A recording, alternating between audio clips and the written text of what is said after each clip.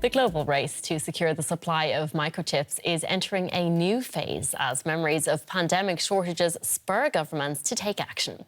A German delegation is currently in Taiwan, hoping to secure a deal that would see the world's biggest chipmaker, TSMC, open its first European factory in the eastern state of Saxony. TSMC has already committed to opening a plant in the US state of Arizona next year and is setting up operations in Japan as well. Both the United States and the European Union are seeking to entice chip manufacturers with generous subsidies.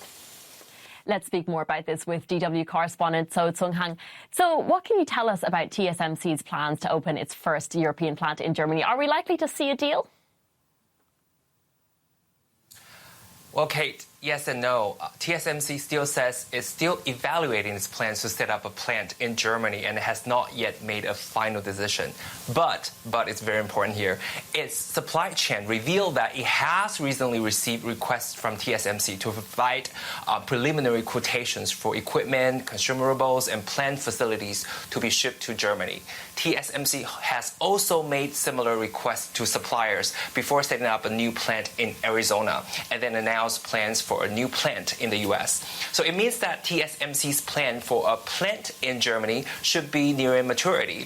TSMC will hold an investor conference tomorrow, and it's expected to report the progress of overseas plant planning, so we'll know more by then.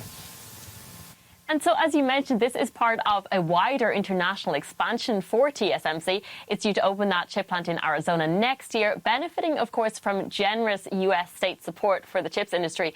Would you say we're in the middle of a subsidy race? Well, yes, definitely. Not just the US. Singapore has also offered substantial subsidies to attract TSMC.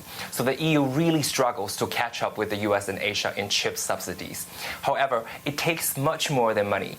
TSMC's success reflects a corporate culture that molds a workforce of thousands of technicians willing to execute the demanding work required to ensure high yields. It also requires an educational system that can provide the basic training in electrical engineering to continuously train new technicians who will staff the dozens of chip factories.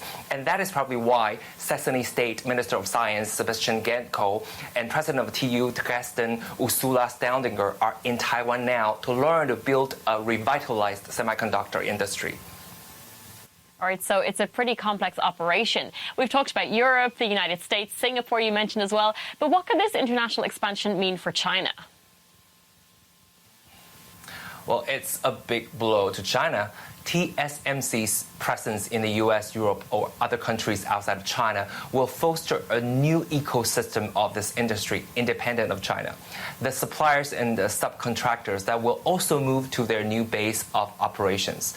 It's a tool for the US-led Western powers to enhance the ability of democratic countries to maintain a competitive advantage against China and strengthen the backbone of the Indo-Pacific partnership. As for Beijing, it calls these moves a total robbery and a way to suppress its development. All right, strong words. So Tsung-Han, thank you very much.